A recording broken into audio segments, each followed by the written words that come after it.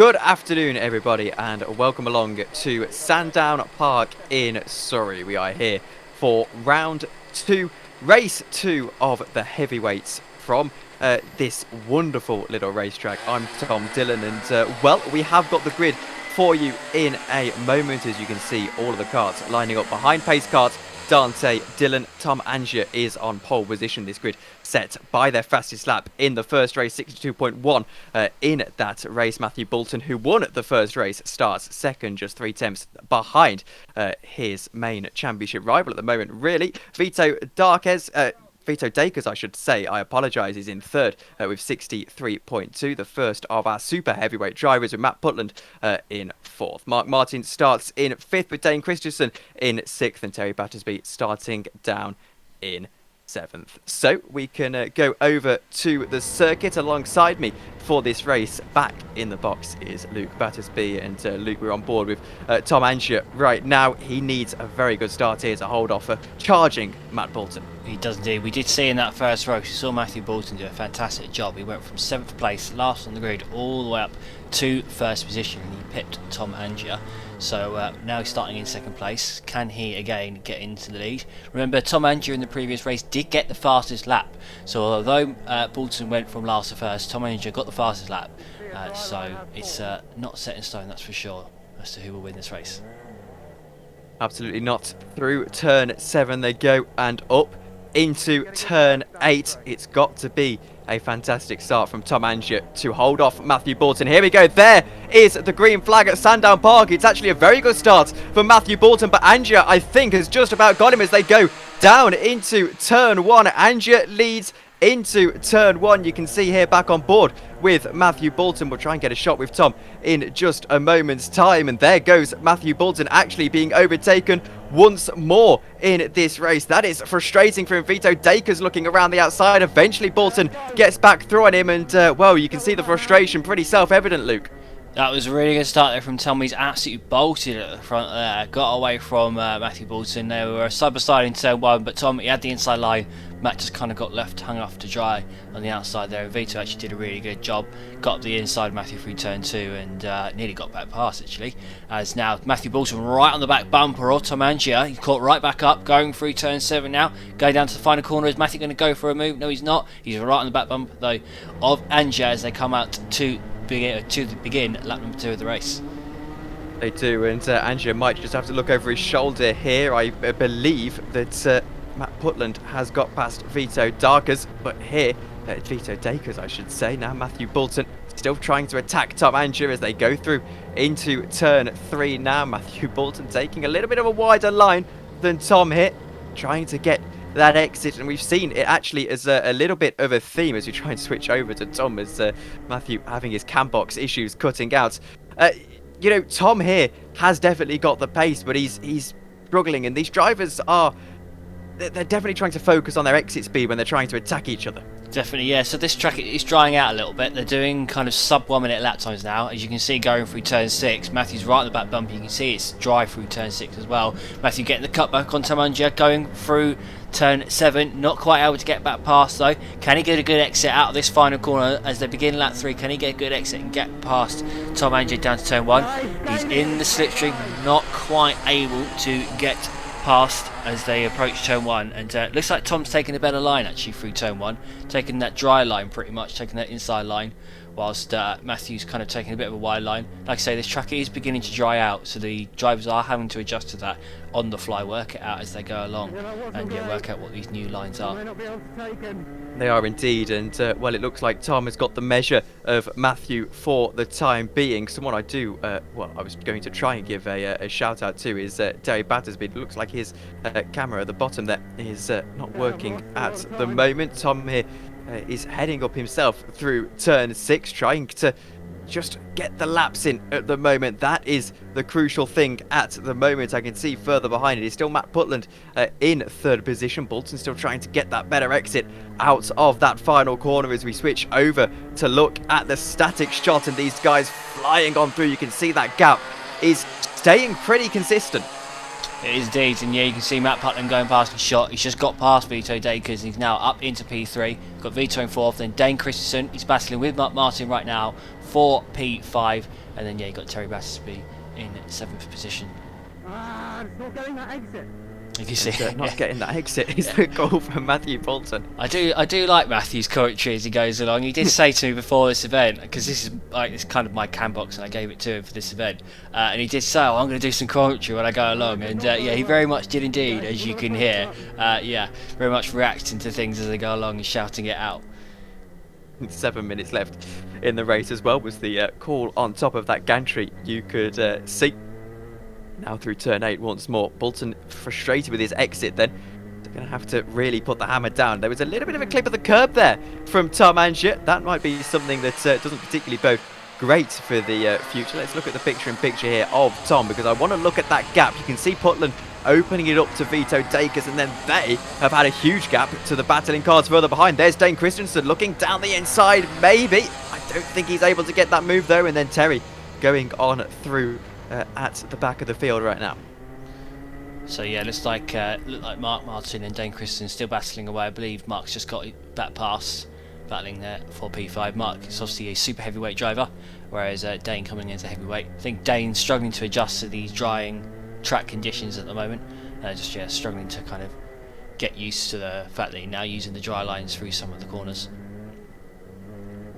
Yeah, absolutely, and we have seen that sort of track evolution increase throughout the course of the day. Now that gap has closed quite significantly between Angier and Matthew Boulton. Can Boulton try and string a move together as they go down into turn 1? He's going to try and get that better exit once more, and again just not quite able to get the power down effectively enough to really attack Tom Angier here. You can see in the left hand corner of your screen is having his own trials and tribulations with a little bit of oversteer going through turn 4, now up into turn 5, or turn 3 into turn 4, then turn 5 straight after this. Boulton will take a little bit of a tighter line. That allows him to almost pull alongside Tom Angier here. Can he find a way through? Takes a swooping line into turn 5. Turn 6 is going to be a best opportunity, but I think with 6 minutes to go in this race, he's just a little bit too far behind at the moment. He's right on the back. Also, just noticed that shot. Vito Dacres has managed to make his way back past Matt Putland. So Vito Dacres back into 3rd position, doing a really, really good job here.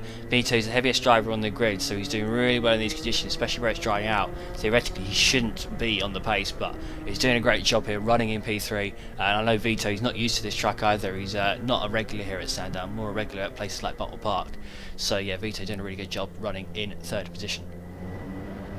Taking a look on board with Tom Angier then, as he's just trying to really dance this kart around the Sandown Park circuit. It looks very difficult for him out there at the moment, and well, I think Boulton has got the pace over him at this stage in the race. We've got just a few laps to go now. However, Tom will be starting to think about that finish line and starting to think that he's got this in place. You can see Matthew Boulton's cam box there cutting out for a brief moment once again. Thankfully, we're on board still with Tom Angier, and you can see that he might have just got a little bit loose there. Is that going to allow Matthew a little bit of a look? Well, as they come across the line, then that lap time there for Tom Angier was a 56.53 and Matthews was a 56.60. So these lap times are near enough identical. Their previous laps as well, both of them were 56.8. So these two, they're on exactly the same pace as one another. Just looking at the static camera down the bottom right of my screen here, Vito Dacres is going defensive into turn 1 against Matt Putland. So those two are fighting for position. They are, well, across the line then they're only a quarter of a second apart from one another. As we're back on board now with Matthew Boulton, can he close that gap up to Tom Angier? He's got about 3 minutes left of the race here, so he hasn't got too long to go if he's going to make the move on him. Remember, Matthew Boulton, he is our championship leader coming into this.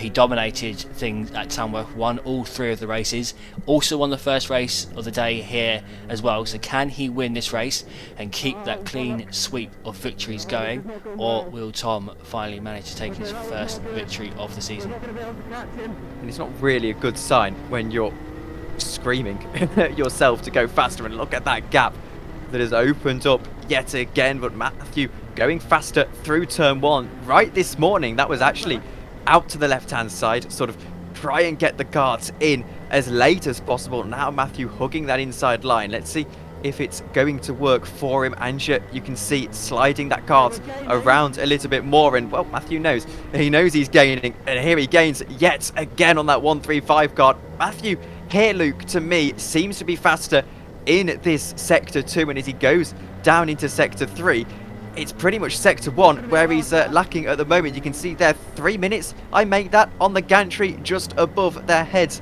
at the moment. So this might be, well, it's not quite the last opportunity as he goes down the inside. Matthew Boulton, will that be the lead of the race? It's got to be a strong move. We'll switch over to Tom to see if he can have a counter-attack down into turn 1. I was going to say it might be last chance saloon for Matthew Boulton, but now Tom Angier switches to having the pressure on his head. That was a superb move there by Matthew. Kind of took Tom up by surprise though. I don't think Tom realised that Matthew was right behind. And Matthew just launched one up the inside, going down into that final corner, made a bit of a block pass, parked it on the apex. Job's done. So Tom Angier now coming out of turn number 3. He's right behind Matthew. Is he going to go for the move back up the inside of Matthew? Is he going to try and get back past? We've only got about a minute left of this race, so I believe we are on the penultimate lap of the race here. As well, this side by side coming through turn 5 there. A little bit of contact between Tom Angier and Matthew Boulton. I think Tom was taking more of a tighter line through that corner, whereas Matthew was taking a more of a kind of an out-in line.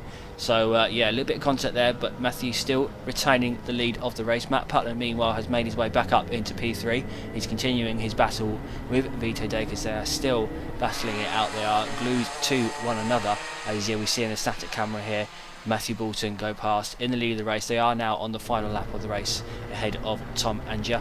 And yeah, who is going to come out on top here? Can Tom make a last lap move?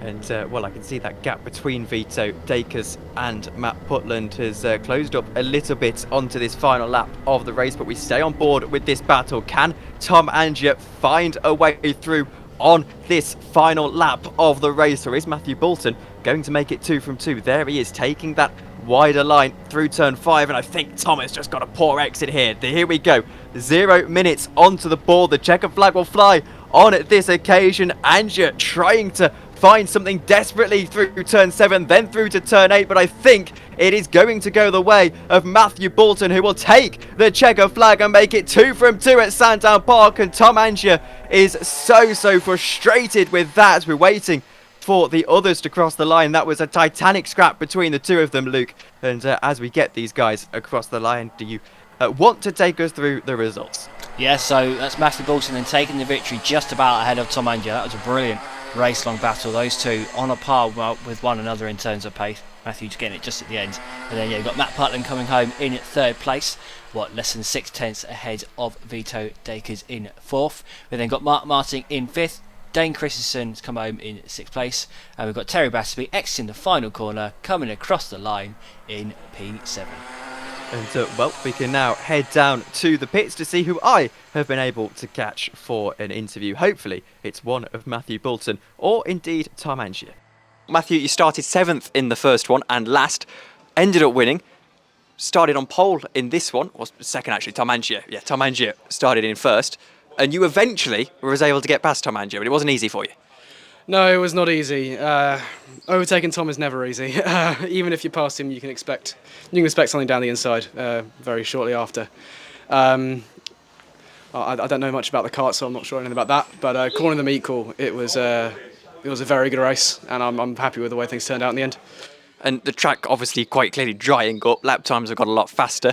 Did you find conditions markedly easier into this race at all?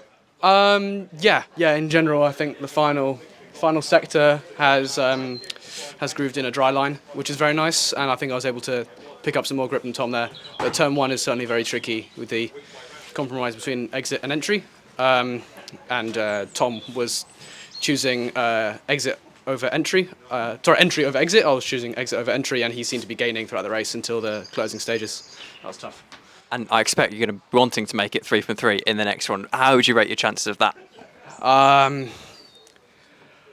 think pretty good. I think overtaking Tom is the main obstacle. And actually, I don't know if I got fastest lap. I think I did. I think I did anyway. So it'll be nice to start on pole. Starting on pole certainly would make it easier. Yeah. Well, thank you for joining us, and best of luck in race 3. Thank you. Joining me now is Tom Angier. Tom, not quite able to hold on to the lead of the race there, but you must be pretty happy. Pole position and 2nd place. It's never a bad result, is it? No, I'm pretty pleased with how today's gone, to be honest. round one was a real disaster. I had no pace at all, so I was hoping to give Matt a really good battle, and we've had that. We've had two really good battles. Last race was really intense. I knew he was there or thereabouts. Track was drying, and I feel I was pretty comfortable. I was able to pull a slight gap. It started raining. Again, just towards the end, and as it started raining, he got closer and closer, and he got me into the final corner. So not much time to do anything about it, I'm afraid. And of course, as we go from Tamworth over to Sandown Park, the karts are very different. Do you think it was something about the Tamworth D-Max karts that was more difficult to get up to pace with? Yeah, absolutely. I mean, I know this place really well. I know Milton Keynes much better as well. I don't really know Tamworth, don't really know the karts. So, it's definitely, it feels like home coming around here. So, yeah, much better. And into race 3, do you think finally going to get one over on Matthew? I hope so. I know how quick he is, and all I can do, I think, is stick to his bumper, see what I can do to push him into a mistake.